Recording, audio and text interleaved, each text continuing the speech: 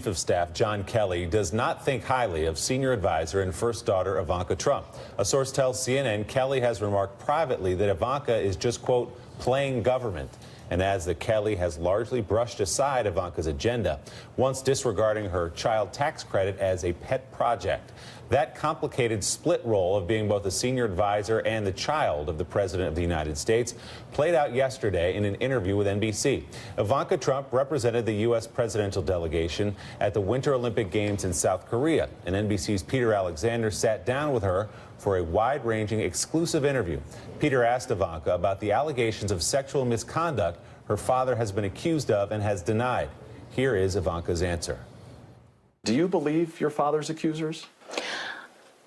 I think it's a pretty inappropriate question to ask a daughter if she believes the accusers of her father when he's affirmatively stated that there's no truth to it.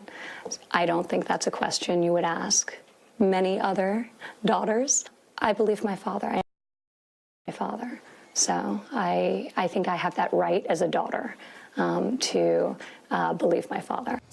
The New York Times reports Ivanka Trump's response facing pushback from journalists and others online who point out that she was at the Olympic Games in an official capacity, also has positioned herself as a voice for women inside the White House. So the argument is, if that's Tiffany Trump sitting across from Peter Alexander, you could make a case that's an inappropriate question. Maybe. Yeah. We can argue, we can debate that.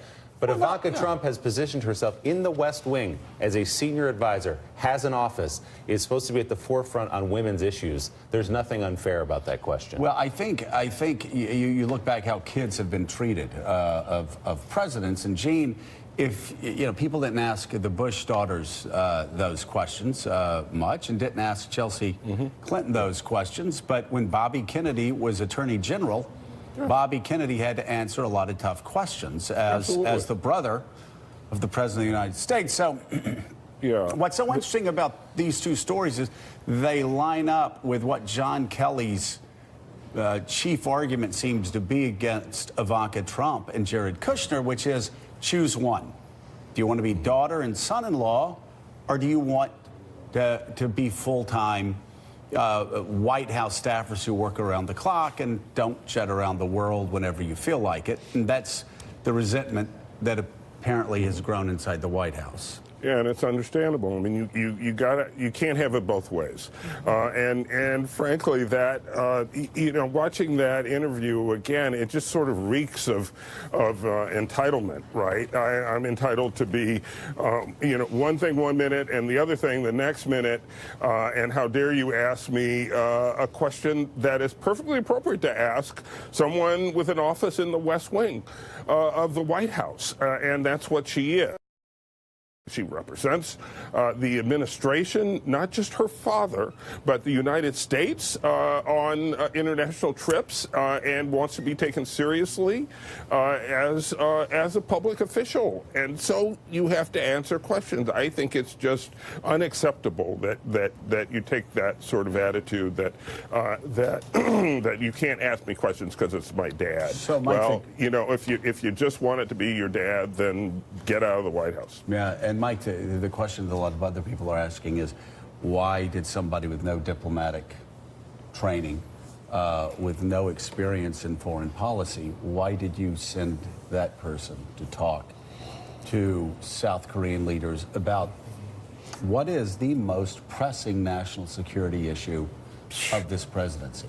Not only that, I mean, you're right, Joe, but I mean, she's there representing the President of the United States in that theater of potential conflict. I mean, you're, what, an hour from the border with North Korea? The most, yeah. And Heidi, this is just, the nepotism factor here is one thing. The idea that both Ivanka and her husband Jared, who doesn't have a security clearance, are in and out of the Oval Office, sometimes as son-in-law and daughter, sometimes as senior advisors. According to your sources, I mean, this has just got to be adding to the constant hourly burden that John Kelly is carrying here.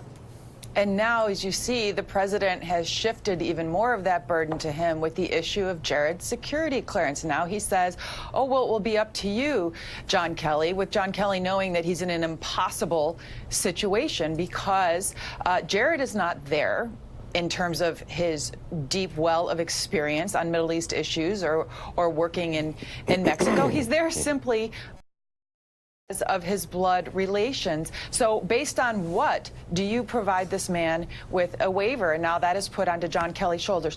But to the issue of Ivanka as well, I just want to point out one other thing. She's not just an advisor to her father, but her portfolio from the very beginning was built upon being a champion for women.